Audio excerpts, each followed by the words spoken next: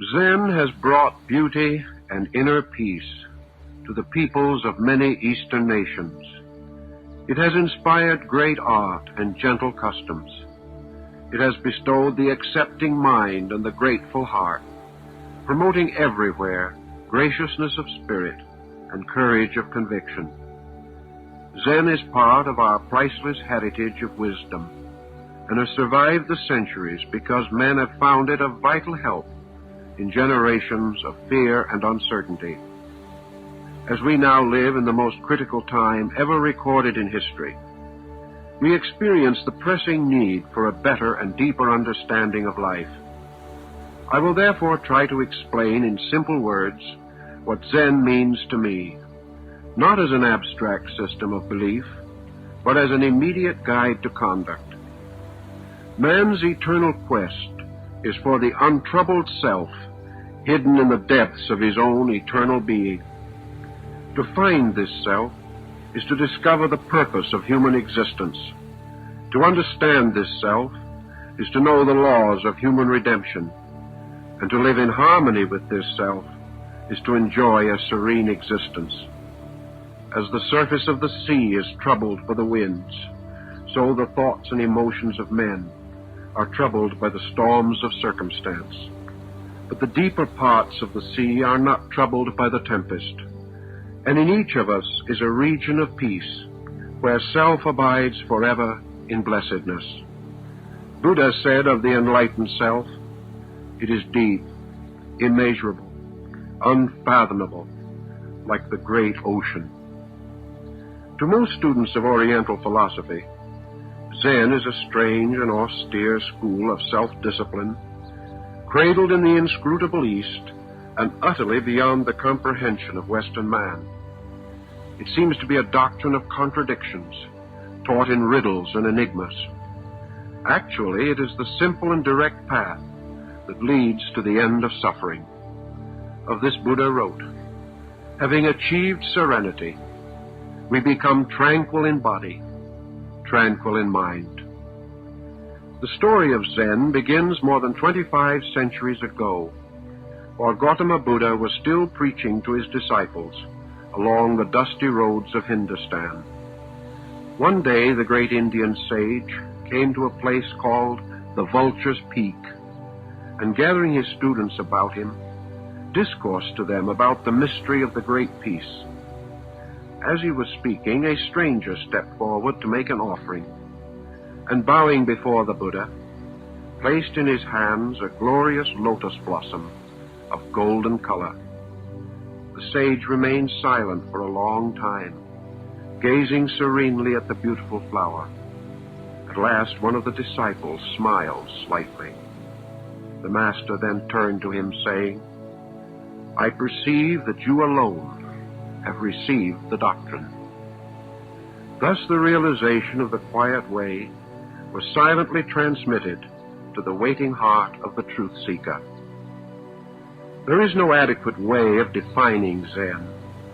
The word itself means abstract meditation. Zen is not actually a religion, a philosophy, or a science, as we understand these terms in the West. Yet it seeks the end, which all these strive to attain. It is the immediate experience of an existence beyond mind, by which all the habits and attitudes of the individual can be controlled and directed to their proper ends, the knowing of that which is eternally true. Bodhidharma was the first patriarch of the Zen sect. In the early part of the 6th century, this grim-faced Buddhist monk made the long and perilous journey from India to China. His teaching had a profound and lasting effect on Chinese culture, and in due time it was transmitted to Japan, where it has flourished ever since. According to Bodhidharma's original statement, Zen is transmitted without any definite reference to the sacred writings, though derived from them. It is a realization based upon inner experience alone, and is not dependent upon spoken or written instruction. It is concerned totally with the inner life of the individual, and leads to enlightenment to the understanding of one's own nature. Because Zen is not based upon the authority of a teacher or a teaching, it must result from discoveries which thoughtful persons make when they become weary of misfortune. These discoveries are called experiences, and each arises from the one directly preceding it, except the first, which results from the simple realization that we have lacked the courage and insight to live well-adjusted lives. Each experience proves itself as we progress, so that at no time are we required to accept any belief or idea that we have not already discovered to be true. Thus we actually lead and guide ourselves. All we require is sincerity and a little courage, and these will become stronger as we experience their benefits. Our discovery of the practical values of Zen unfolds according to a pattern of 10 steps. The first step is the experience of the pressing need for greater understanding than we now possess. The second step is the experience that it is possible for us to attain to any degree of insight necessary for our own internal security. The third step is the experience that inner peace can be attained only through the proper control of our thoughts and emotions. The fourth step is the experience that there can be no advancement of character without self-discipline. The fifth step is the experience that by self-discipline, the mental, emotional, and physical life can be brought under the control of enlightened purpose. The sixth step is the experience that control over thought and emotion can be attained without stress or tension of any kind. The seventh step is the experience that proper control makes possible the condition of complete inner quietude by gradually reducing the power of external factors to disturb the inner life. The eighth step is the experience that through quietude it is possible to become receptive to all the beauty and wisdom in the universe. The ninth step is the experience that we exist eternally in space, and that true happiness and peace of soul result from complete acceptance of the universal plan and its laws.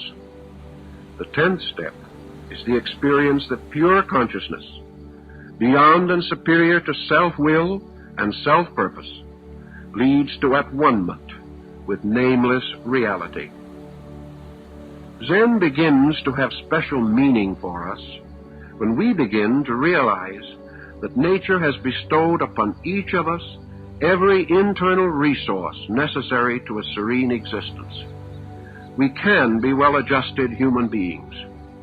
All that is required is quiet determination, diligently sustained. This is described as right-mindedness, leading to complete mental freedom.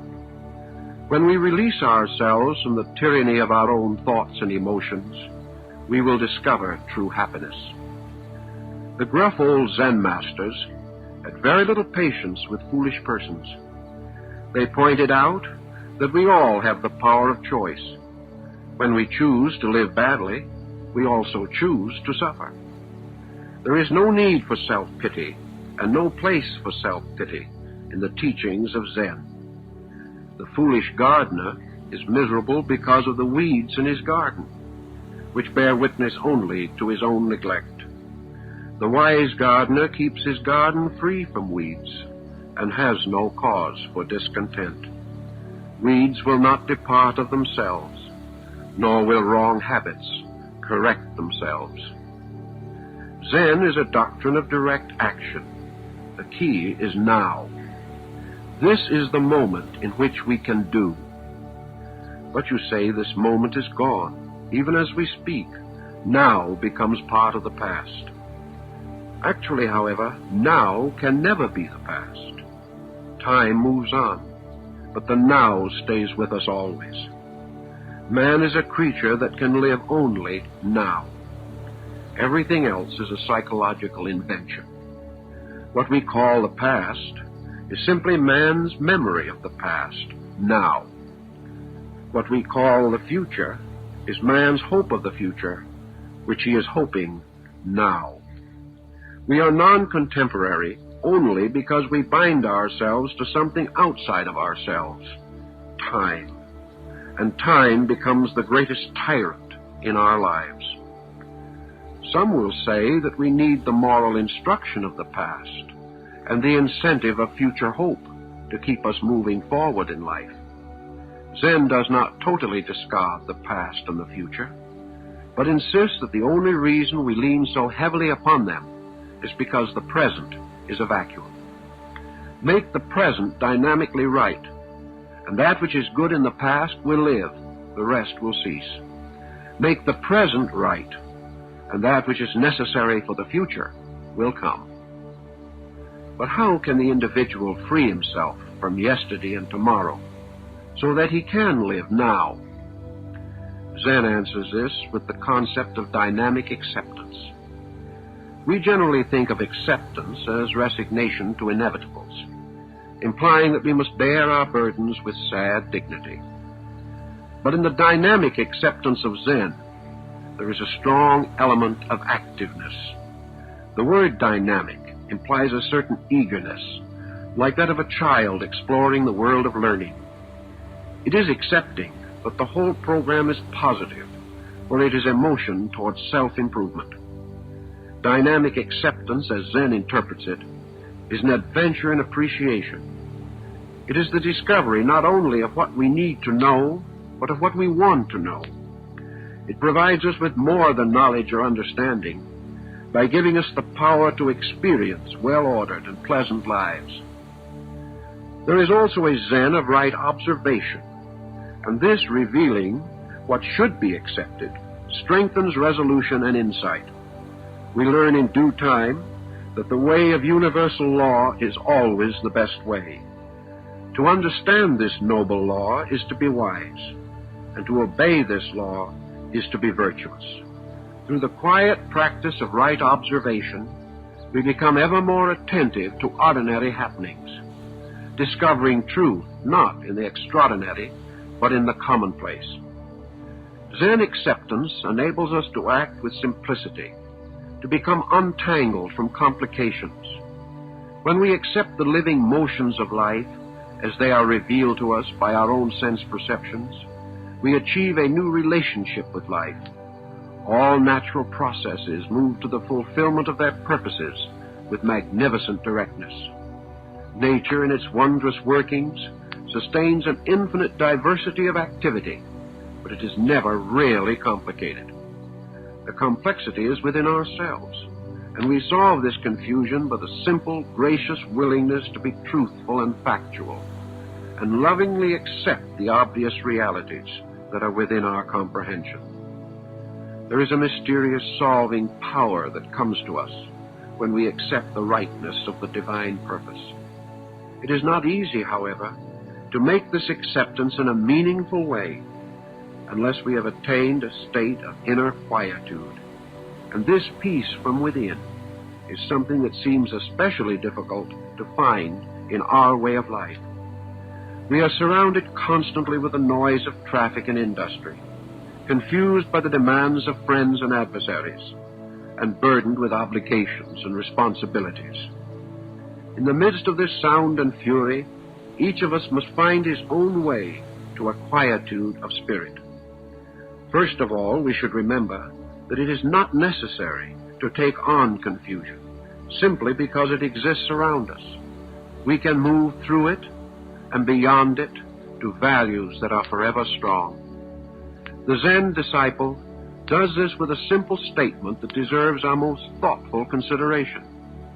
In the face of worldly turmoil, he says, "This is not I, and because it is not I, it cannot disturb my consciousness unless I permit it to do so." Through acceptances, we gradually learn to become aware of the lessons of life, and most of all, what these lessons mean to us. We become aware of the realities of laws and principles, forever operating in the world around us and the world within us. Through these discoveries, we come to have a solid foundation under faith. We learn to love laws that once we feared. We experience the universe as beautiful and lawful, and we find the security that comes to those who take their refuge in the law. The practice of Zen, therefore, helps us to live with law, to move with law, and finally, in perfect faith, to permit the law to move us according to its own will. To understand the laws governing life, we must accept the Zen concept of universal motion. Motion always reveals itself through change. As motion is eternal, change is inevitable. Man is an ever-changing being in an ever-changing world, yet with his mind he fears and resists change. Zen insight helps us to meet the motions of life graciously and wisely. In our daily living, this concept of motion gives us a new perspective on life. While it does not mean an obvious change in what we do, it does mean a change in the attitude behind what we do. If we believe in a moving universe, if we believe that it is perfectly right and proper that things should change, we are released from this desperate effort to prevent experiences that cannot be prevented. One way to understand motion as it applies to personal affairs is to remember the way we were living 20 or 30 years ago, the house where we dwelt, the people we knew, and the patterns which made up our families and friendships. As we visualize these bygone days, we see many faces in our minds that are no longer with us in this world, situations that have broken up and vanished, old houses that have been torn down to make room for freeways, quiet gardens where great buildings now stand. Day by day, the irresistible motion of life itself has wrought these changes. Zen points out that in this mundane sphere, the new must come to us and the old depart, for there can be nothing changeless but change itself. As the Zen monk remembers the faces he no longer sees, he realizes that someday his own face will be among those no longer to be seen. He is not saddened by this thought, but accepts it with perfect faith as proper, necessary, and good. This constant appearing and disappearing of things is not an endless pageantry of sorrow and loss, but continuing evidence of perfect working of universal law. In a world of eternal motion, man himself cannot stand still. Like the earth with all its creatures, he is moving through time and space, from an unknowable beginning to an unknown end. He is in a state of ever becoming that which he has not yet attained, and ever outgrowing that which he has already attained. Man grows because the self within him grows, and this self becomes a little wiser every day. He would be in a forlorn condition indeed if the rhythm of life did not impel him to move along the road that leads beyond the stars. Western philosophies have generally considered the ego or self as a conscious and permanent entity to which all experiences occur. Thus the world around men is ever changing, but the being within is ever the same.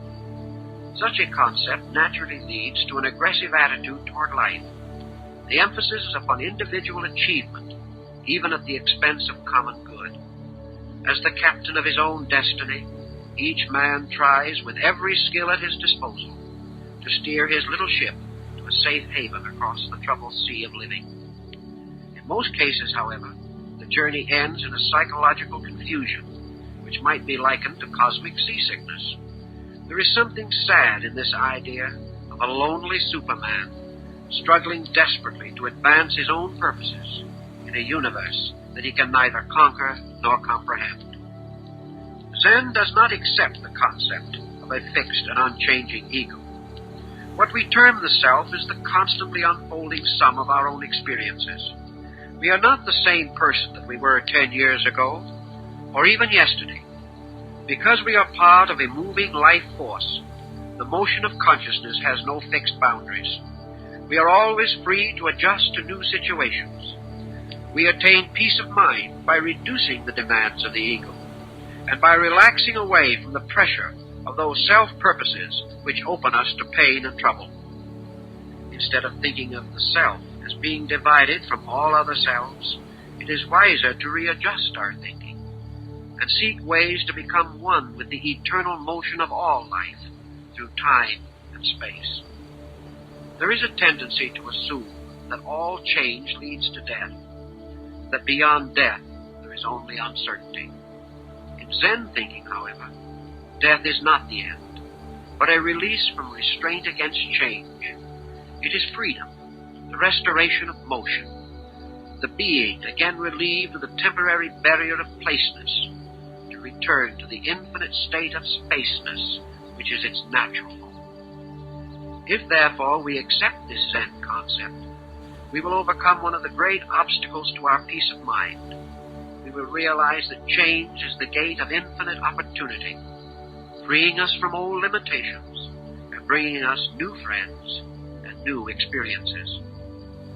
Zen also teaches us that the mental nature is not the faithful servant of some immortal entity locked within us. The human mind is a mixed blessing. It resists change, falls into moods, remembers old grudges, and binds us to the mistaken opinions of the past. Because each person has a mind, there are as many private schemes in this world as there are people. When everyone tries desperately to force his own desires upon others, the end must be frustration and discontent. In Zen, tolerance is not the grudging admission that others may be right, but the clear realization that we may be wrong. The Eastern mystic fully realizes that the only reformer who is popular is the one who is improving himself. We can escape the negative consequences of self-will, self-interest, and self-pity only if our mental instrument is properly disciplined. It takes a great deal of courage to attain detachment from the tyranny of self-centeredness, but the victory is well worth the cost. In order that the mind may perform its proper functions, it must be brought under the discipline of universal purpose. The old sages have given us the formula. Unless the body is controlled, the emotions cannot be regulated. Unless the emotions are regulated, the mind cannot be governed. And unless the mind is governed, there can be no release from suffering. Thus we must constantly change for the better if we wish to live in harmony with the eternal purpose. That we have the power to change is truly the secret of our salvation, and for this power we should be forever grateful. Long ago, a practical code setting forth the basic rules for enlightened conduct was given to the world. As we advance along the path of self-discipline, this code will help us to understand the quiet dignity of the Zen life way.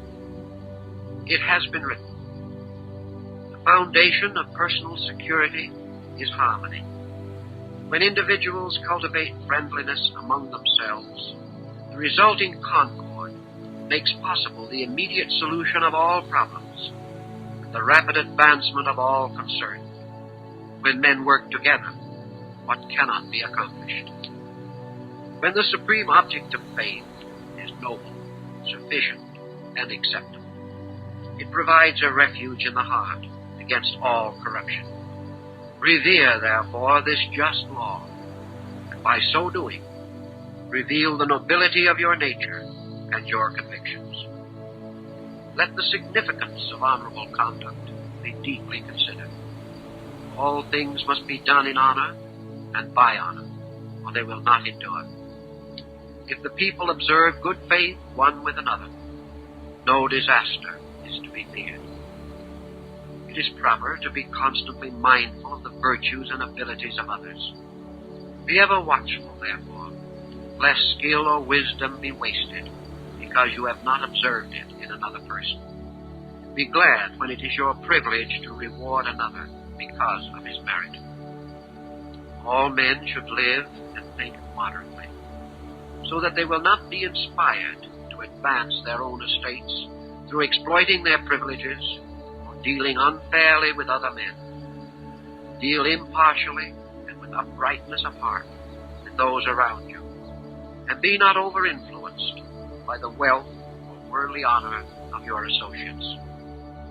If it happens that we envy others, they in turn will be encouraged to envy us.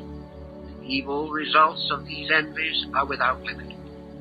Let us therefore seek diligently for those more intelligent than ourselves, for these are the greater protectors of the common good. Be very careful, therefore, to bestow appreciation upon those who deserve praise. It may happen that we refrain from mutual helpfulness for selfish motives. This leads to many difficulties and weakens the bonds of men's friendships. When we speak, it is wise to express, but never with intent to impress. Words are messengers, not soldiers. When we tell what we have done, we talk of the dead. When we tell what we will do, we speak of the unborn. We reveal the present by conduct, not by words. Let us never demand that which is unreasonable, and always reveal concern for the happiness and security of those around us. It is a serious fault to be unmindful of the lowly. How can we take upon ourselves to distinguish that which is absolutely right from that which is absolutely wrong? We are one with another, wise and foolish, like a ring that has no end. If therefore others rise to anger or give way to resentment, let us be more fearful of our own faults and more anxious to correct them than to change the ways of others. I first thought these ancient rules, with their emphasis upon the basic virtues of right conduct, may not seem especially profound. But remember that Zen is a path of immediate action by which conduct leads directly to enlightenment. It is not a panacea for the disillusioned, an escape for the neurotic, or a fascinating adventure for the bored intellectual. It is a straight road leading to the solution of the problems of human ignorance and unhappiness. Zen begins with the simplest and most difficult of all codes, the code of self-control. The Spirit of Zen confers this certainty of good, which helps to make life a peaceful and friendly span of years. By freeing the mind from the burden of small thoughts, there is more time and energy for the accomplishment of worthwhile things. The heart is no longer disturbed by fear or remorse, and can enjoy the rich experiences of true friendship and affection. It is natural for the bird to sing, the flower to bloom, and it is equally proper that we should all bring joy to ourselves and others. There is an old legend of a saintly monk who took walks in the forest, and wherever he placed his feet, wood violets grew. Let something of this mystery touch each of us. Let our paths through the years be marked with those beauties of the soul, which not only bear witness to our own attainment, but guide the footsteps of all who come after. To live in concord with our neighbor, to share the kindly wisdom of the sky and earth, to be impelled to love the beautiful and serve the good, and to face all the changes in life with serenity and hope. To so live every day is to abide in the spirit of Zen. Although the mastery of Zen is the labor of a lifetime, the experience of Zen is possible to any individual who is able to attain tranquility of heart and mind. What is most necessary is a continuing acceptance of the eternal wisdom and beauty in the world and in our own hearts. As the Zen mood is strengthened within us, we experience a wonderful kinship with all that lives. In that perfect quietude which is true meditation, our faith is renewed, and we know, as a certainty of consciousness, the purpose for existence and our own place in a timeless plan.